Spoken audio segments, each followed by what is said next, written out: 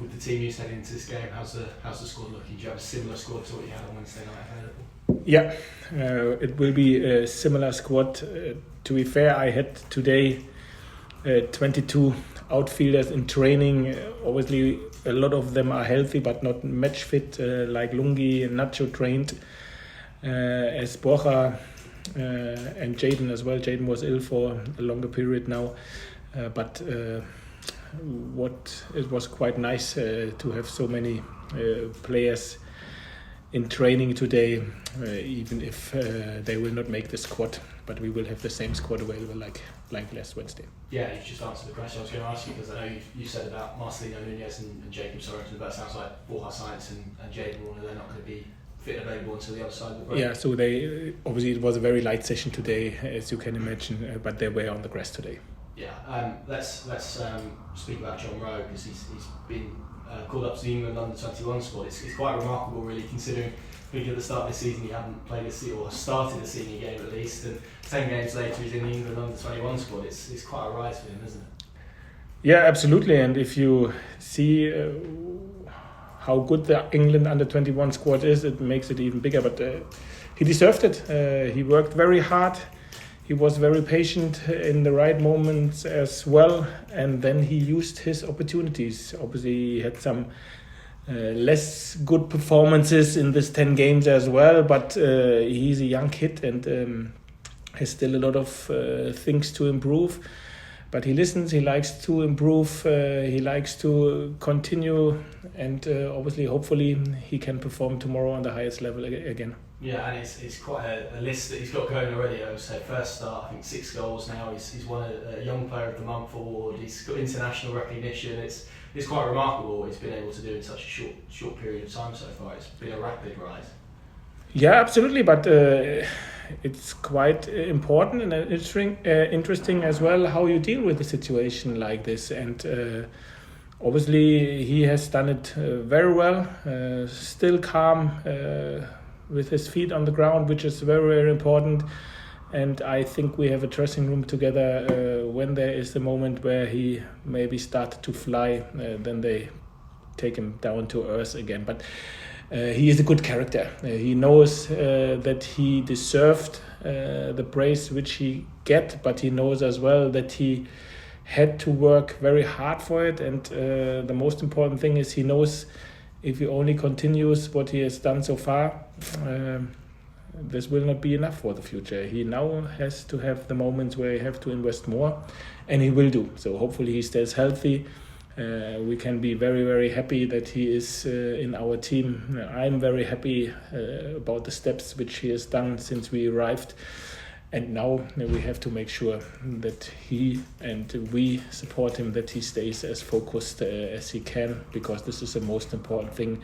Don't get driven away by the noise, which obviously, look on your questions, will happen. Stay focused on what you have done and what you will do, and work hard. This is important. Yeah, and that point you make, I mean, he's still only sort of played 10 games, I guess, properly. I know he had some at the end of last season and some before that, but still feels like he's at the beginning of his career. Has he surprised you in terms of how well he's performed, how maybe even consistently he's performed so far? Because for a young player, they can be quite up and down. Yes, of course. He was not the one which I had on the radar when the preseason started. If somebody would ask me who did score 6 goals in 10 games and get England under-21 call up. But to be fair, I was like, he was totally open-minded. So I think everything started with his preseason, maybe even with his off-season program. He came in very good shape, had a very strong preseason.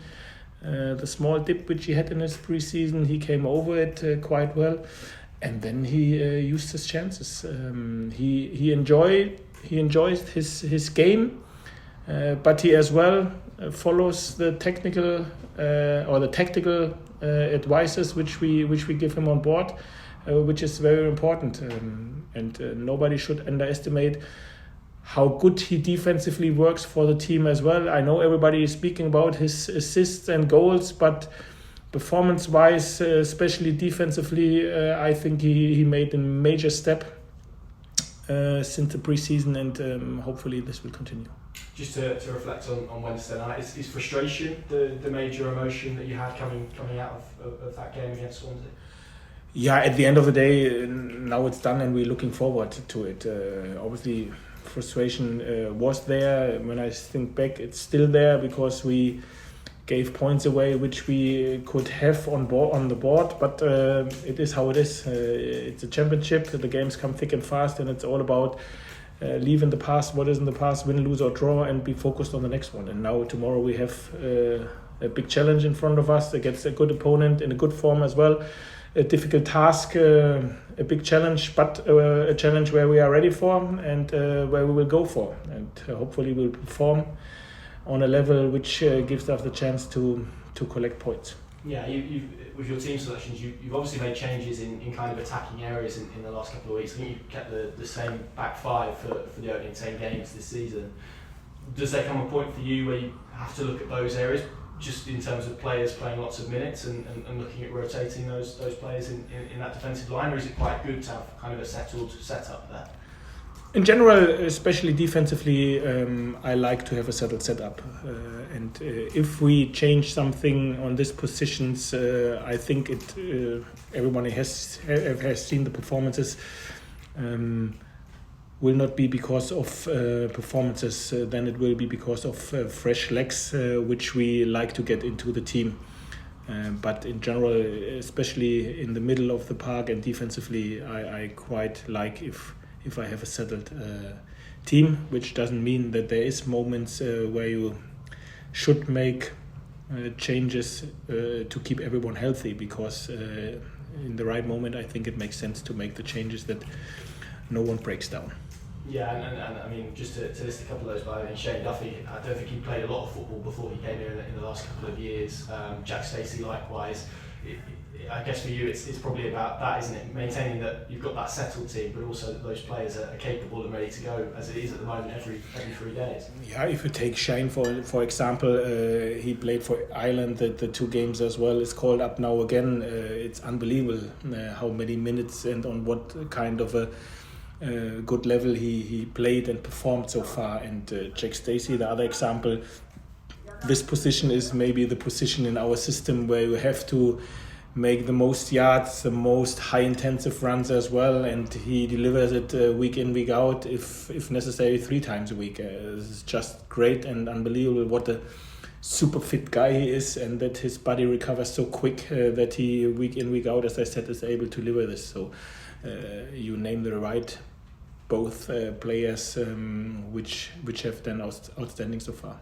I wanted to ask you about Adam Forshaw as well, because I know it's been a case of perhaps managing his fitness levels up. He obviously got a start in midweek. Is he capable at the moment of playing 90 minutes? Is his fitness levels at that stage now where he could play for 90 minutes in a championship game? Yeah, I think so. I think Forshaw would be able to play 90 minutes, not 2 times 90 minutes in a row, but he would be able to play 90 minutes. I'm very pleased with him, how he adapted to our training regime, how he progressed his fitness, his game minutes as well.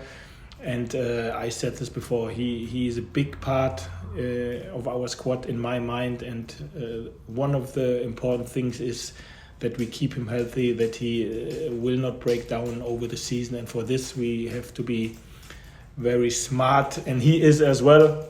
Even if he is like a player desperate to play every minute, he knows exactly when we rest him, why we rest him, and this will be always the case as long as he works with us, that we really have an eye on him after what he experienced in the last years, that we make sure that we look after him and give him time to rest at the right moment as well.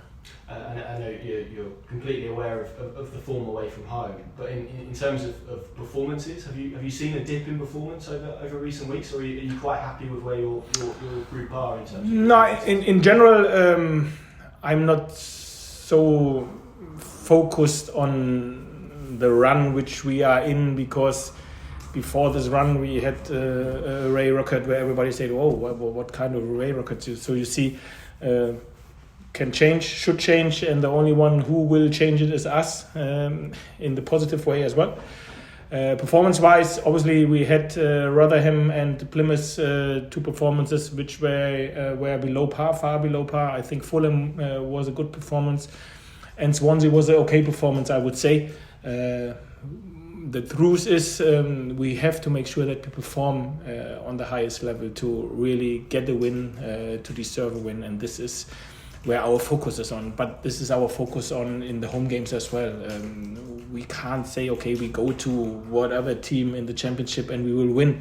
But we can say we go to whatever team and we will perform on the highest level. This is what we like to do. And then obviously the chance to win is higher. And this is where our focus is tomorrow, that we play to our strength, that we make sure that we play in the right areas, that we avoid the turnovers, because obviously in transition Coventry has some quality.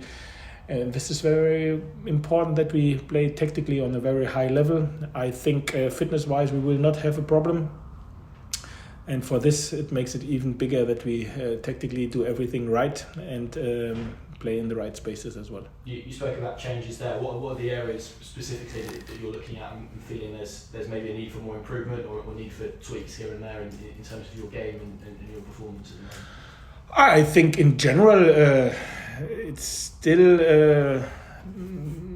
the beginning of a season with 10 games. We can improve in all areas. Yes, we scored 20 goals, which is quite a lot, but I think offensively we were not super clinical in the last games. We have to make sure that we still get more used to our formations, which we set up during a game. Defensively, obviously, we conceded too many goals, even if we conceded 10 in 2 games. But in general, 18 goals, which we conceded, is too much. We can improve in set pieces, score more from set pieces. So there is a lot of space for improvement. And I know that this dressing room likes to improve, likes to learn, will do some further steps. And this is what I expect from us as well. Just a couple more. Coventry, I think, are unbeaten at home. They were obviously playoff finalists last year. It feels like a real test this weekend. You must be relishing the fact of kind of a test against a very capable team at this point. Yeah, absolutely. I said this before. It's a challenge. Obviously, it is. You've said everything about them. But because they are unbeaten at home so far, it doesn't mean that the result is written in stone for tomorrow. So we will go there. We will try everything. We will fight for every inch on the pitch to be successful tomorrow.